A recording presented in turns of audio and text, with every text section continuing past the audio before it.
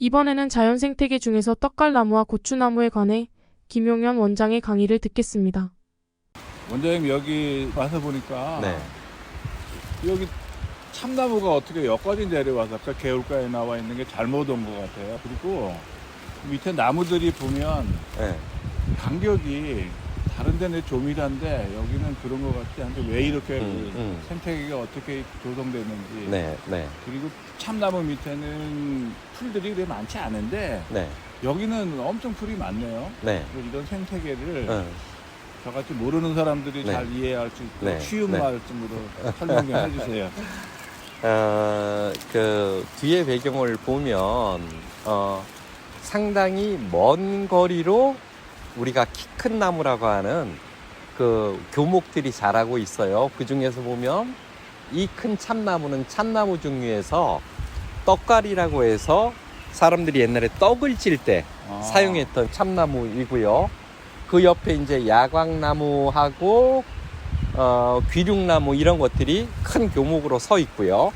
그리고 그 아래쪽으로 보면은 그 단풍나무라던가 병꽃나무라던가 고추나무 같은 키가 작은 나무들이 비율을 맞추어서 있고요. 그리고 그 밑에 보면 그 잔디처럼 푸른 식물들이 있는데 이 식물이 다양할 수 있는 이유들은 뭐냐면 큰 나무들의 간격이 멀찌감치 있기 때문이에요. 그래서 큰 나무 사이로 햇빛이 들어오면 그 햇빛을 작은 나무들이 받고 그리고 남은 것들이 그 초분류들이 받는 이런 형태예요.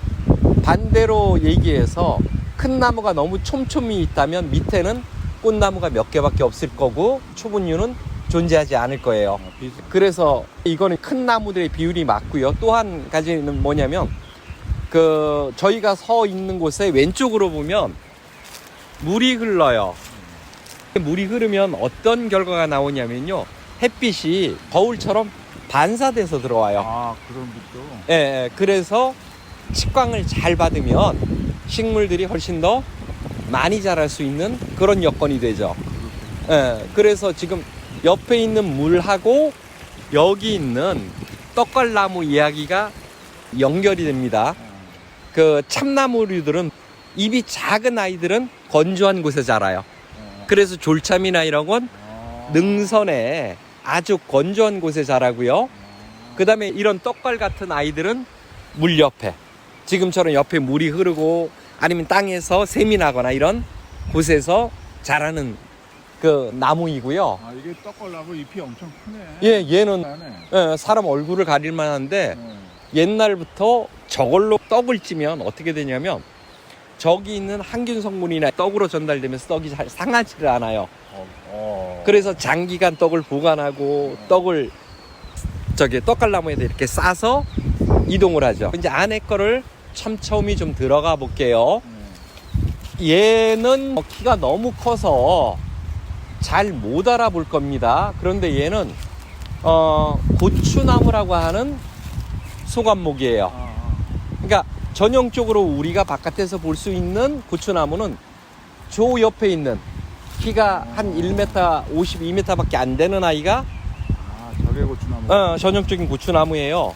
그런데 얘는 굉장히 크죠. 이거 죽었어, 여기. 네, 죽었죠. 왜냐하면 너무 큰 거예요. 쟤는 어리고 젊은 아이라면 얘는 자기가 클 수 있는 한 완전히 커버린 거죠. 그래서 키가 약 4m 정도 넘겠네요.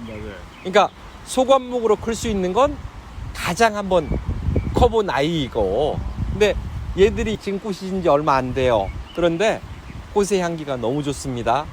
하얀색이고, 예, 그리고 대표적인 나무로 먹는 나물.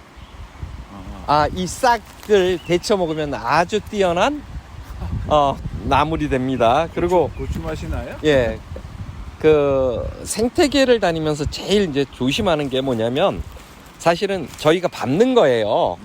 이게 밟으면 이 발에 의해서 도복이가 눌려서 상하게 되고 이런 좀 안타까운 것도 있는데 그래도 다행스러운 건 그나마 복원력이 뛰어나기 때문에 곧 회복이 된다는 거죠. 건강한 숲일 때는.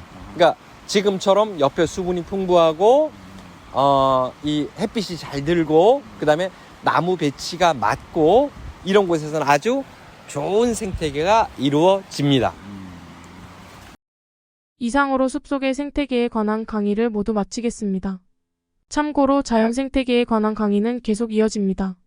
경청해 주셔서 감사합니다.